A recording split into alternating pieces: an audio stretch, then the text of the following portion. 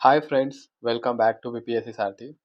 आज हम लोग नवंबर मंथ का इकॉनमी देखेंगे, जो कि आने वाले प्रीलिम्स एंड बीपीएससी मेंस 20 जो होने वाले हैं उसके लिए इम्पोर्टेंट होंगे।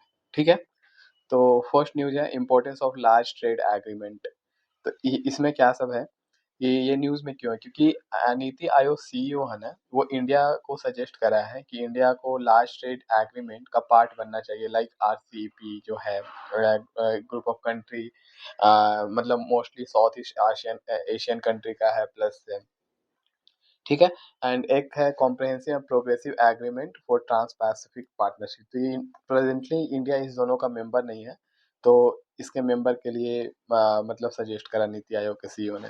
तो मोर ऑन न्यूज़ क्या है, तो वर्ल्ड बैंक जो है, India development update suggested reforms. ठीक है, वर्ल्ड बैंक जो है development reform to reduce trade cost, lower trade barriers. ठीक है, and restrategizing participation in FTA like RCEP. तो एफटीए क्या है? एक एग्रीमेंट है, free trade agreement between two और more country where they agree on certain obligations that affect trade in goods and services and protections of investors and intellectual property rights among other topics। ठीक है, on the contrary global trade research initiative जो है वो negated करा है world bank suggestions for India to reconsider joining RCEP. तो global trade research initiative वो मतलब खारिज करा है कि नहीं नहीं, इंडिया को आरसीईपी का मेंबर नहीं बनना चाहिए।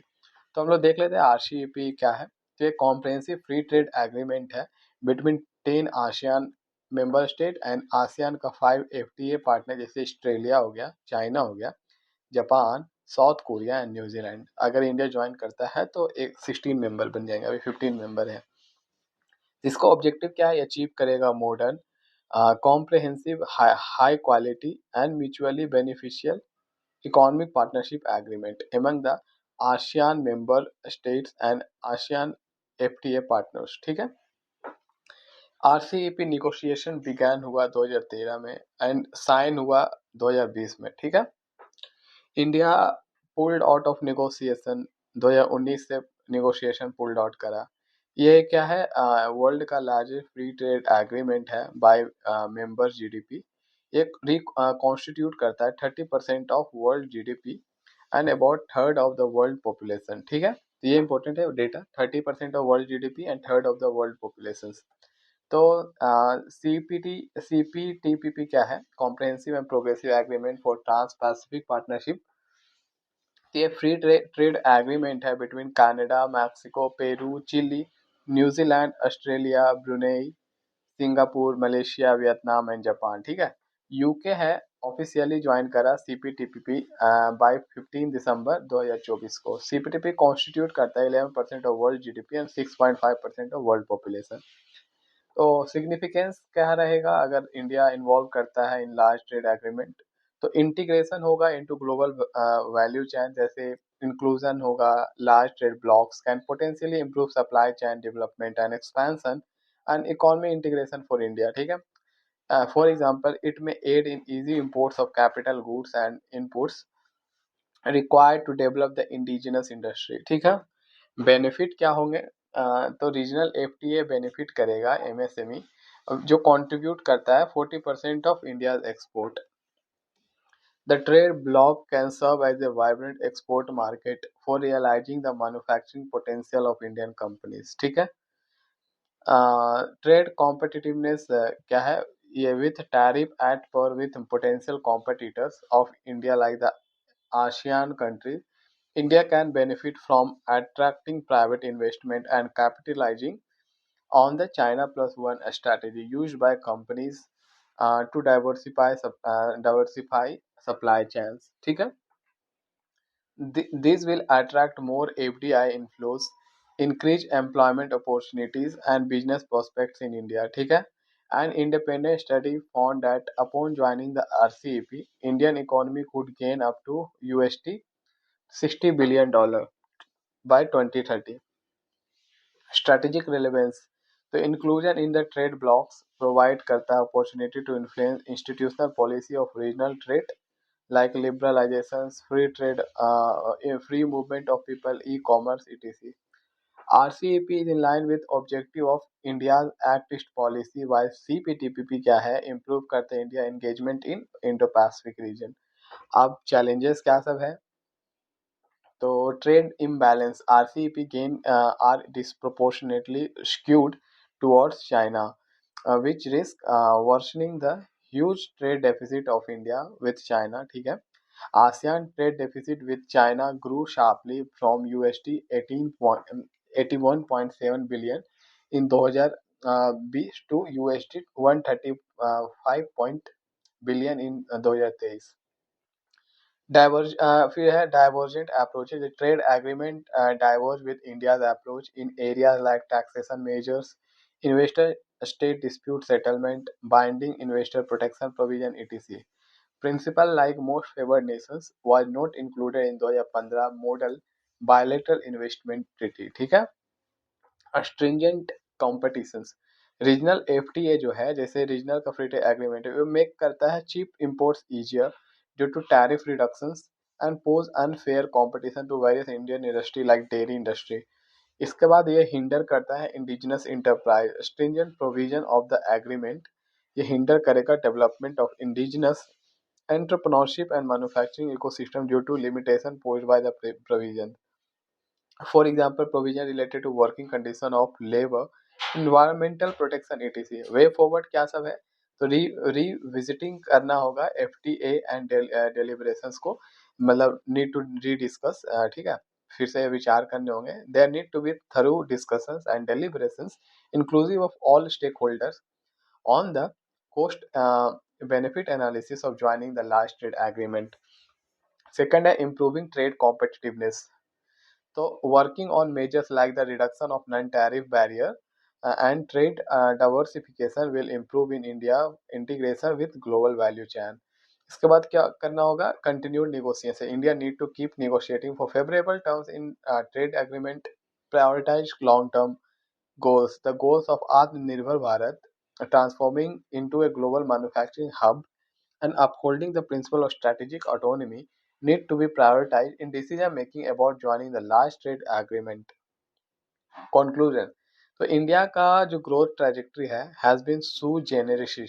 तो ये क्या है? while trade forms a major aspects of economic growth, any form of integrations including binding terms in the global trade agreement need to be analyzed considering the net benefits accrued by India from the arrangement.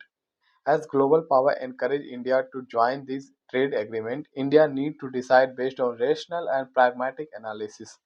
ठीक है. Next है direct benefit transfer से related. तो ये क्या है? As per recent report by the State bank of India, जो डायरेक्ट बेनिफिट ट्रांसफर है वो जो अमाउंट विमेन को दिए जाते हैं थ्रू वेरियस स्कीम्स वो क्रॉस कर चुके हैं 2 trillion mark across the state, across multiple states. ठीक है, तो ऐसे याद रखिए, मतलब जो भी डायरेक्ट बेनिफिट से जो महिलाओं को ट्रांसफर किया जाता है फंडिंग डायरेक्ट इनडायरेक्ट तरीके से, तो लगभग 2 ट्रिलियन मार्क क्रॉस कर चुके हैं. मोर क्या है अबाउट न्यूज क्या है? across 8 states an estimated 2.11 lakh crore is being given under various schemes amounting to 3 to 11% of respective state revenue receipts. ठीक है. The report noted the positive aspects of these schemes as it will boost consumptions and overall economic spending. ठीक है, particularly of the low income family. Some of the scheme mentioned in the report are as follows. तो first क्या है? गृहा Lakshmi of Karnataka, ये देता है 2,000 रुपया per month to the female head of the family. ठीक है. इसका मुख्यमंत्री माजी लड़की बहन योजना ऑफ महाराष्ट्र, ये प्रोवाइड करता है 1,500 per month to eligible women aged 21 से 60 ईयर्स. सेवा सुभद्रा योजना है of Odisha has a provision of 50,000 over a 5-year period to eligible women aged 21 to 60 years. Okay. Next देखते हैं अबाउट डायरेक्ट बेनिफिट ट्रांसफर. तो ये है क्या? ये लॉन्च हुआ था 2013 में, जो मतलब कोई भी इंडिविजुअल को डायरेक्ट बैंक में ट्रांसफर किया जाता है. ऑब्जेक्टिव क्या? Reform the mechanism of transferring cash subsidies and benefit to ensure reduction in leakages, faster delivery and elimination of delay in fund flow. Scope of support. तो cash transfers example include PM Kisan, pensions, old age widows, and scholarship. In kind support, fertilizer subsidies, food grain distributions, and school meals. Mechanism built on India stack. The public financial management system जो है, originally the central plan a scheme monitoring system. It now performs very functions such as beneficiary list preparation, digital signing, and payment processing via the Aadhaar payment bridge of NPCI.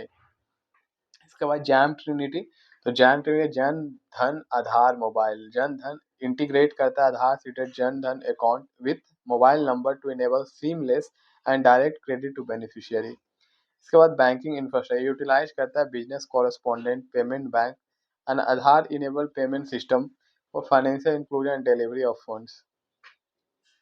UPI integration expands interoperabilities, ठीक है, allowing both public and private sector participation in delivering subsidies and benefits. How DBT ecosystem has transformed social welfare in India.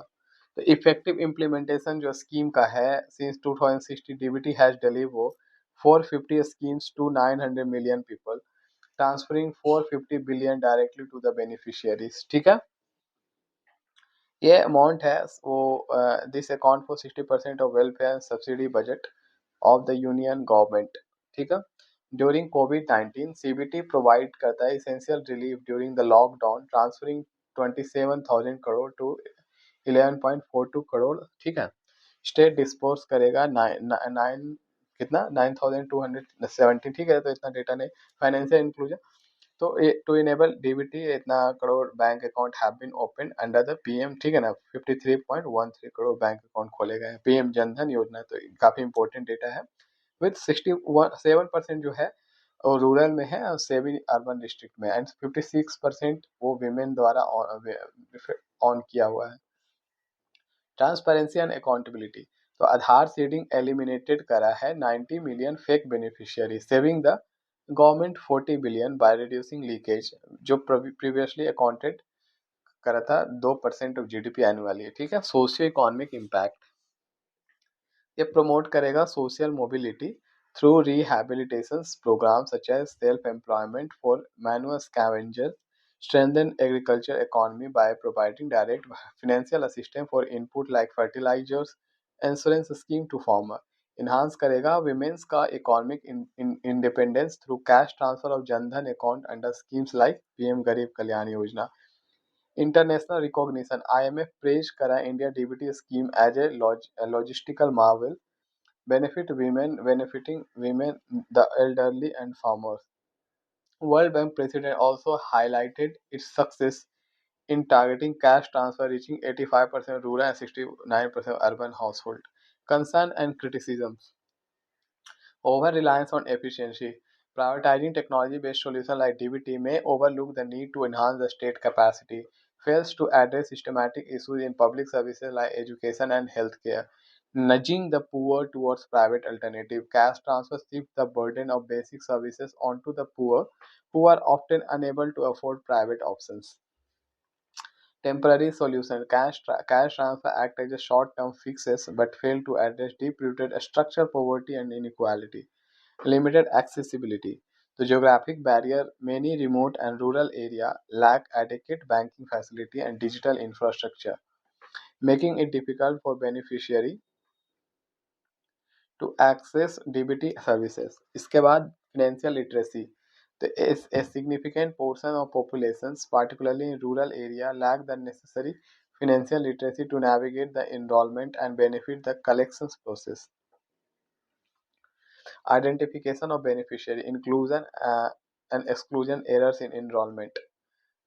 ये सब हाँ बिल्कुल ये होते हैं। Another issue like transaction failures, inconsistent payment system, exclusion of marginalized communities such as tenant farmer, undermine करता है intended goals of DBT program aimed at supporting low income population. Poor communication between bank and government agencies and lack of grievance redressal mechanism to address complaint and issue faced by beneficiary. इसका way forward क्या है? Reform goals with DBT 2.0 expand coverage and improve technological integration for real-time citizen-friendly welfare delivery, focusing on online eligibility verification mechanism using Aadhaar. With DBT 3.0, uh, building a national level social registry and centralized database, incorporating best practices from state initiatives such as Karnataka Kutumb and Rajasthan Jan Aadhaar. Targeted outreach for marginalized groups such as informal workers who often lack formal identification and registration, with tailored awareness campaign. Accessibility, digital literacy among rural population with targeted initiative in collaboration with local NGOs and community organizations, and easier access to DBT services with expanding the network of well-trained common service centers and business correspondents in rural areas. Grievance redressal mechanism, single window grievance redressal system that allow beneficiary to easily report issue related to payment or enrollment. ठीक है. Global implication, strengthening India leadership in both global north and global south. It serves as a scalable model for addressing poverty and promoting financial inclusion worldwide. Position करता है India as a key contributor to global discussion on digital public infrastructure and citizen welfare. उसके बाद rural non farm economy देखते हैं. Rural non farm economy, तो ये क्या है? Why in the news? The state of rural youth employment 2024 report reveals most rural youth see agriculture as unattractive and prefer non-farm jobs, including small businesses. More on the news.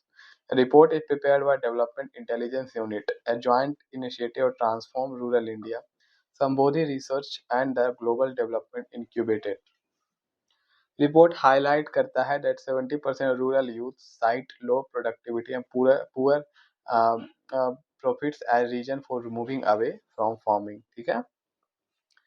To third point एक data दिया है, 2/3 of world population, 70% of world folks जो work force है reside करता है rural area, and 46% of national income is contributed by rural economy. तो rural non farm economy क्या है? RNFE include करता है value chain initiatives such as agro processing, transport and distribution, marketing and retail, as well as tourism, manufacturing, constructions and mining, self-employment activities जैसे handicraft, bakeries, mechanics, kiosks, so on. It is defined both spatially by activity that takes place in rural area, functionally by a set of activities that do not constitute primarily agricultural productions. Although agriculture has traditionally dominated the rural economy, but 2/3 of rural income now comes from non-agriculture activities. ठीक है? Moreover, more than half of the value added in manufacturing sector in India is contributed by rural areas. Significance of RNFE reduce करता है disguising employment. तो RNFE absorb करता है surplus labor of agriculture sector, ये first है. Then tilting wage dynamics in favor of labor by creating alternative employment opportunity in rural area. ये reduce करता है labor supply in market. Then income security and poverty reduction.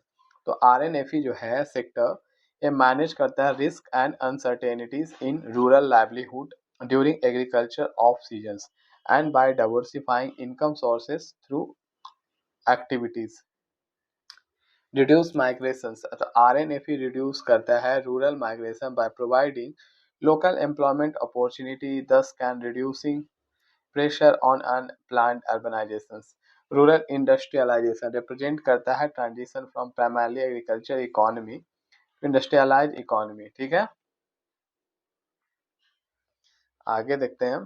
तो की determinants of क्या है RNFE in India? तो government policy जैसे doctor Ashok Dalwai committee recommend करा था shifting surplus from labour to non farm jobs to double farmer income. Key initiative include promoting startups in agriculture, allied sector, Namo drone, Didi schemes etc. तो इसके बाद क्या है education skills. Non farm income increase करता है with the higher level of education. Family size, larger family can earn less from farm activities but gain more from non-farm income. Impact of climate change. Climate change heightens the vulnerabilities of agricultural jobs, emphasizing the need for RNFE. इसके बाद public spending and diversification. The infrastructure investment, factory growth, and manufacturing expansion boost RNFE. Infrastructure development. The development expenditures, especially on infrastructure, promote करता है construction employment, benefiting both men and women. Challenges in rural non-farm economy in India. Limited access to credit. More Most RNFE enterprises rely on personal saving or money lenders for funding, unlike farm activities that benefit from industrial credit. Low worker productivity RNFE is significantly lower compared to urban area. Only 13% of non-farm enterprises are modern, while the majority are traditionals with minimal value additions. Informal volatile employment RNFE jobs often provide low and unstable income, poor working conditions, lack of social security leading to exploitation. ठीक है? For example, construction large RNFE employees highly dependent on economic cycle causing income and instability. Declining income levels. Rural non-agriculture household can earn less than agricultural ones. ठीक है? Initiative क्या सब है? तो formal institutional arrangement जैसे खादी और village industry commission ये national small industry corporation limited है ये ठीक है promotion of traditional industry scheme of fund for regulations of traditional industries ठीक है Sfurti then upscaling the skills and training in traditional arts craft for development scheme ठीक है credit need of a small enterprise SSG bank linkage program under NABARD establishment of small industrial development bank of India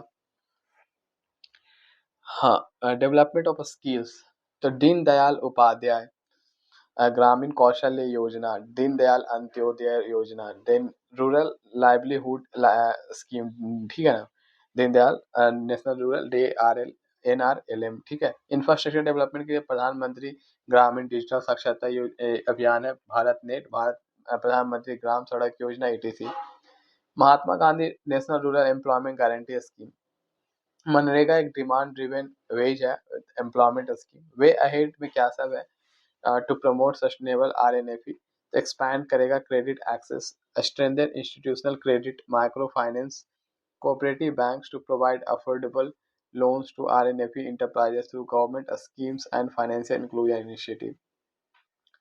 Diversify करेगा employment opportunity, promote sectors beyond construction such as renewable energy, tourism, digital services to reduce volatility in incomes, encourage value additions, promote high value activity like agro processing, handicrafts and export to boost RNFE income.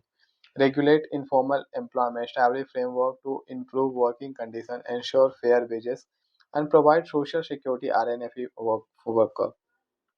Cluster-based development promote rural industrial cluster for non-farm enterprises to encourage collaboration, innovation, and economic of a scale. ठीक है next है food corporation of India तो इसका क्या है कि जो cabinet committee on economy affair है अप्रूव करा है 10,700 crore equity infusion to FCI working capital for 2024-25 तो न्यूज़ में क्या है न्यूज़ में और सिर्फ क्या है कि FCI स्टार्ट कर रही है journey with an authorise capital of 100 crore and equity of 4 crore the equity of FCI was increased from time to time. The current equity infusion will strengthen FCI operational capacity to fulfill its mandate effectively. Reduce करेगा reliance on short-term borrowing, lower interest cost and government subsidies. तो FCI क्या है? FCI एक public sector undertaking है under the Ministry of Consumer Affairs, Food and Public Distributions. ठीक है? Genesis तो FCI एक स्टैट्यूटरी बॉडी है established under the Food Corporation Act 1964. Finance FCI started its journey with an authorized capital of 100 crore and equity of 400 ठीक है key responsibility main agency responsible for execution of food policy of the GOI functions it is the nodal central government agency responsible for purchase storage interstate movement distribution and sale of food grains की objective of FCI क्या है? Effective price support operations for safeguarding the interest of the farmer, distribution of food grain throughout the country for public distribution system, maintaining satisfactory level of operational and buffer stocks of the food grain to ensure national food security. Working mechanisms uh, of FCI. तो क्या FCI along with the state agencies procure करता है food grain to ensure minimum support price for farmer and affordable grains for weaker sections. FCI undertake two types of procurement mechanism. तो direct procurement में क्या है, FCI और state government agency procure करता है food grain with FCI handling storage and distribution. Decentralise procurement, state manage procurement, storage, distribution, handling excess stocks, ठीक है ना, to FCI for the central pool.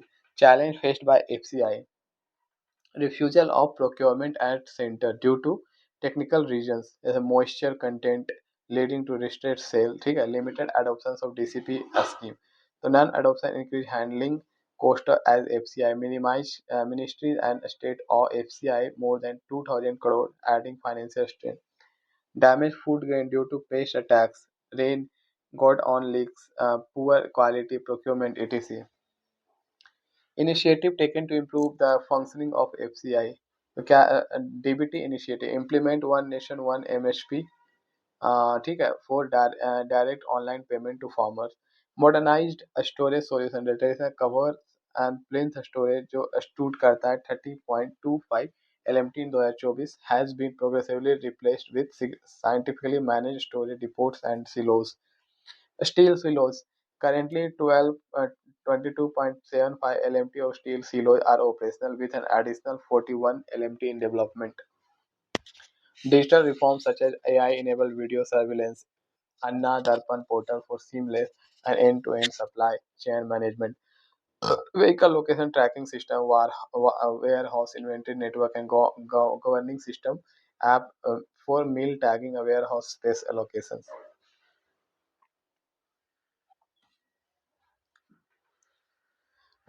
News in short, RBI issue framework for reclassification of FPI to FDI.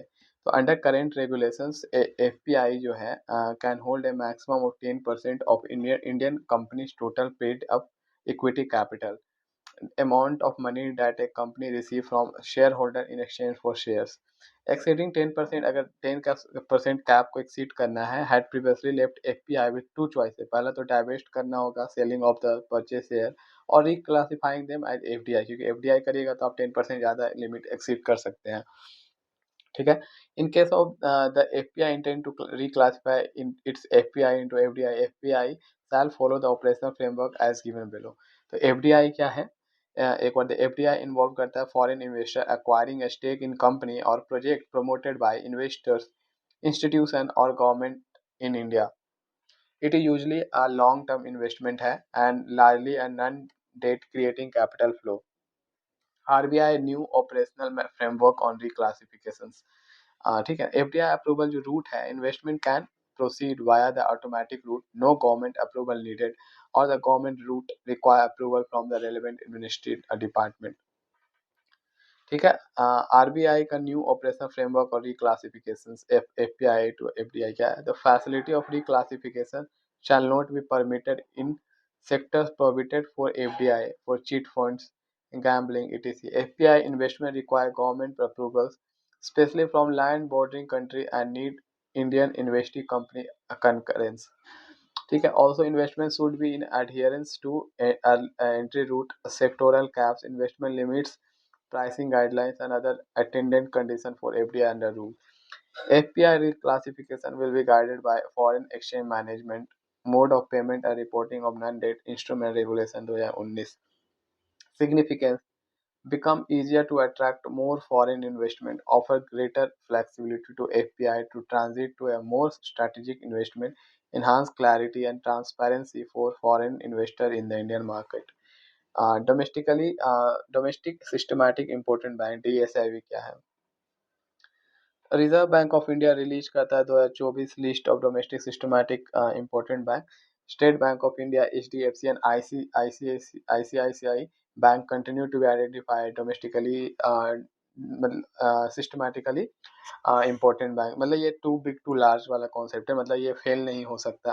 ठीक है, होगा तो Indian economy collapse कर जाएगी। तो अबाउट डीसीबी क्या है, systematically important due to their size, cross jurisdictional activity, complexity and lack of substitute and interconnections.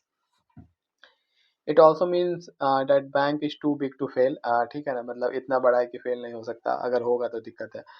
If DSB fail there would be significant disruption to essential service of the banking system and overall economy. तो key term कुछ है, एक risk weighted asset है, एक common equity tyre. तो risk weighted asset major करता है minimum capital a bank must hold based on the risk profile of its assets, calculated by assigning varying risk weight to asset types. Common equity tier 1 क्या है? Tier 1 capital component primarily common stock held by financial institution and the highest quality regulatory capital for in immediate loss absorptions. ठीक है, declaration of DSIBs. So based on the DSIB framework of RBI, framework is based on Basel Committee on Banking Supervision Framework. Bank having size as a percentage of GDP equal to or more than 2% of consider for DSIB list। ठीक है, तो banking having a size of percent of GDP equal, अगर GDP के 2% के बराबर है उससे ज्यादा है तो DSIB। तो ये इंपॉर्टेंट डेटा आप याद रखिएगा। ठीक है, then banks are placed in 5 buckets on the basis of additional common equity tier 1 requirement as a percentage of risk-weighted assets. Bucket 1 banks have to maintain lowest CET1 and bucket 5 banks have to maintain highest. In case of foreign banks, having a branch presence in India is a global systematically important bank. It has to maintain additional CET1 capital surcharge. Financial stability board release करता है the list of GSIBs। Okay, आगे देखते हैं। नहीं लगता है, दे देंगे 500 रुपये। ठीक है, चलो। Venture capital fund for space sector, तो ये क्या है? यूनियन कैबिनेट रिसेंटली अप्रूव करा है establishment of 1000 venture capital fund for space sector under aegis of Indian national space promotions and authorisation centre in space. ठीक है, तो वेंचर कैपिटल फंड क्या होता है? Is a special form of private equity financing that invest in early stage startup with high growth potential. ठीक है, तो in space क्या एक single window independent nodal agency है that function as an autonomous agency in the Department of Space. It acts as an interface between ISRO and governmental entities to facilitate private sector participations. ये authorise करेगा, supervise करेगा various space activities like building launch vehicles and satellites, sharing space infrastructure. About VC fund for space sector, ये propose करेगा fund will support startup across entire space supply chain, upstream, midstream and downstream. Financial structure, it will operate over 5 years, deploying 150 to 250 crore annually. Investment per startup ranges from 10 to 60 crore. Target क्या है? तो support करेगा approximately 40 startups. Fund aim to strategically position India as one of the leading space economy. ठीक है, by okay, आगे देखते हैं। Capital infusion to create a multiplier effect by क्या है? Attracting additional funding for later stage development of the startup. फिर इसके बाद एक्सेलरेट करेगा प्राइवेट स्पेस इंडस्ट्रियल ग्रोथ। ठीक है, तो इसके लिए क्या है? To meet the goal of 5-fold expansion of the Indian space economy in the next 10 years, drive advancement in space technology and strengthen India's leadership through private sector participation. Benefits क्या है? तो retention of space companies domicile within India. Okay, and इसके बाद ये क्या क्या job generate करेगा इन engineering, software development, data analysis, manufacturing etc. इसके बाद क्या है? क्रिएट करेगा vibrant innovation ecosystem, boost global competitiveness. India space sector. India constitute 2 to 3% global space economy. It is currently valued at $8.4 billion with a target to reach $44 billion by 2023। ठीक है, 2033 sorry. Scheme for medical device industry, तो क्या है, scheme for strengthening the medical device industry launch by the ministry of chemicals and fertiliser. एक comprehensive scheme है जो target करता है critical area of the medical device industry and expected to make India self-reliant in the sector. India का medical device market is valued at approximately $14 billion and is expected to grow 13 dollar, ठीक है, by 2030. Feature of the scheme: total outlay 500 crore. Component consist of five sub-scheme, namely common facility for medical devices clusters aim to enhance infrastructure by creating shared facility including R&D labs, design and testing center, animal lab, etc. ठीक है। India का initiative क्या है for promoting medical device manufacturing, तो production जो PLI जो scheme है promoting domestic manufacturing of medical devices, promotion of medical devices park scheme. आगे देखते हैं। Marginal Investment Scheme for Reducing Import Dependence. The aim to localize productions of key component, raw material, etc. The capacity building and skill development for medical device. Other financial support for running various courses to develop a skilled technical workforce.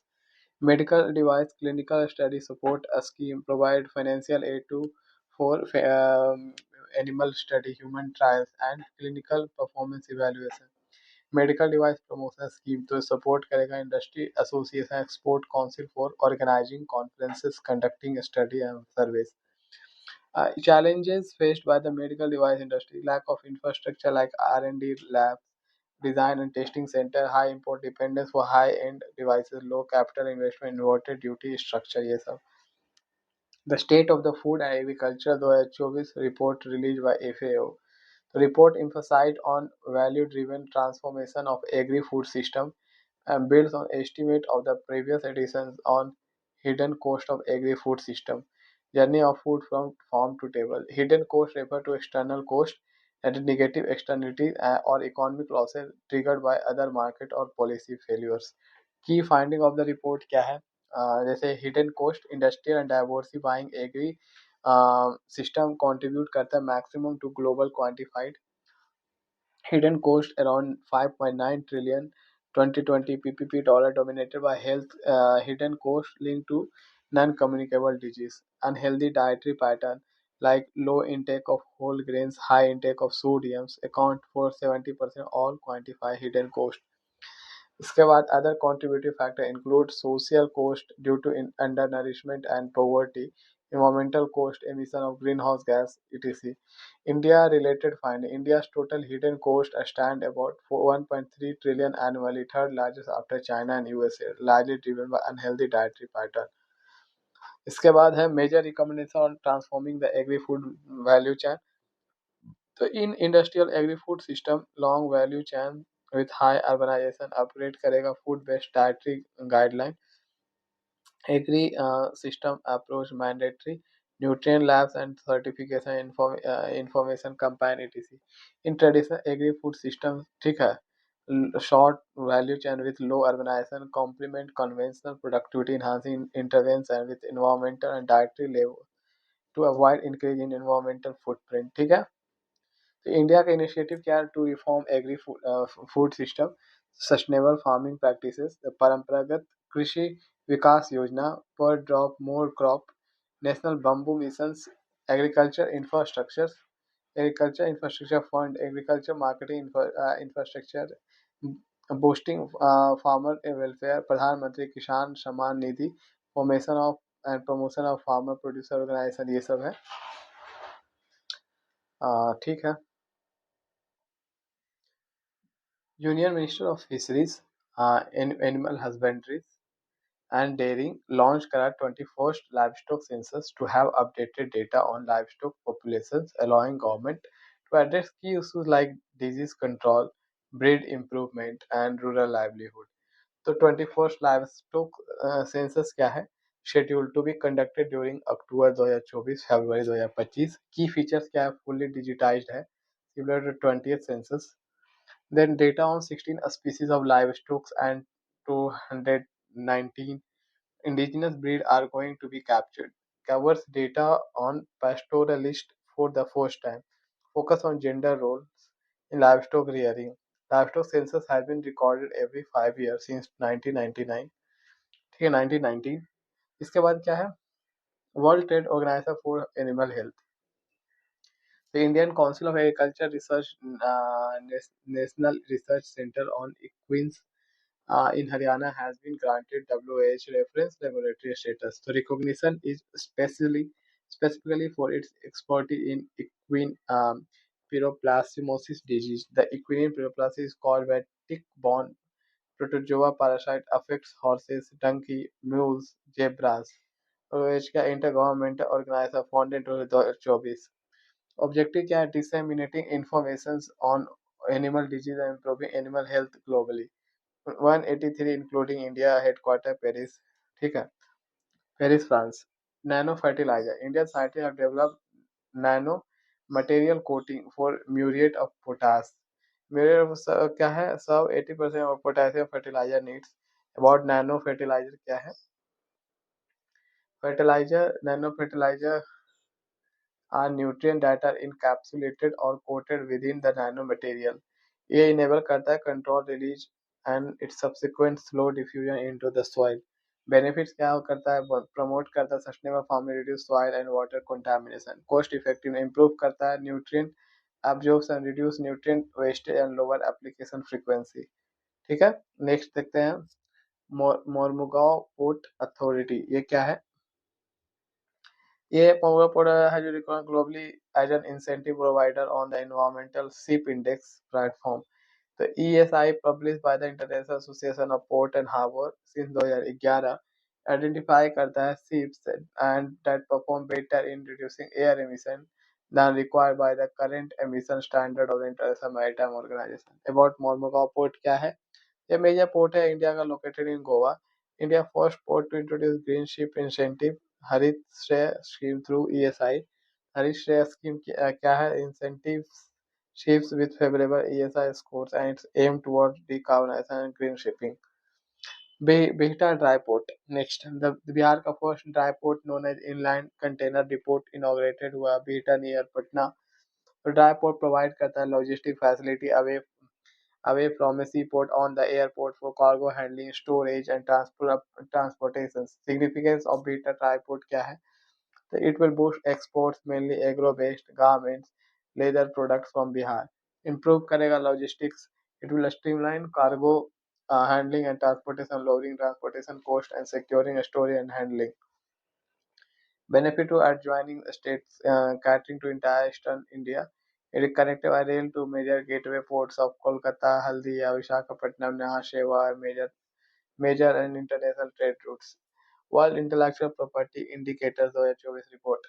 World Intellectual Property Indicators 2024 report released by the World Intellectual Property Organization (WIPO). According to the report, India experienced significant growth in the intellectual property filings with patents filing doubling between 2018 and 2023.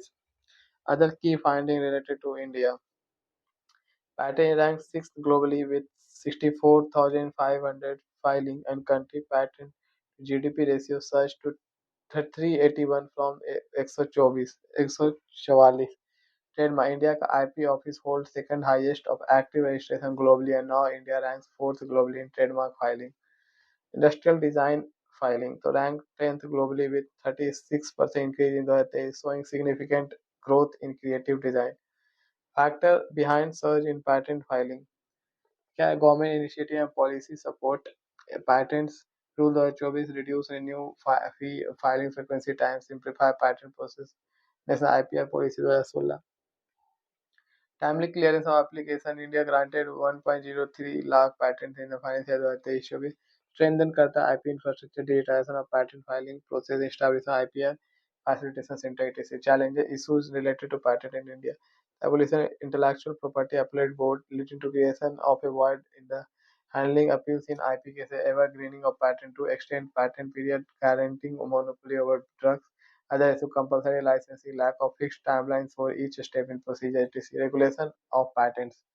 World Intellectual Property Organization WTO TRIPS Agreement 1994 conventions Patent Cooperation Treaty 1970, Budapest Treaty 1977. To India, the Patent Act 1970 Amendment of Act 2005 ensure compliance of the Patent Act 1970 with the WTO TRIPS agreement.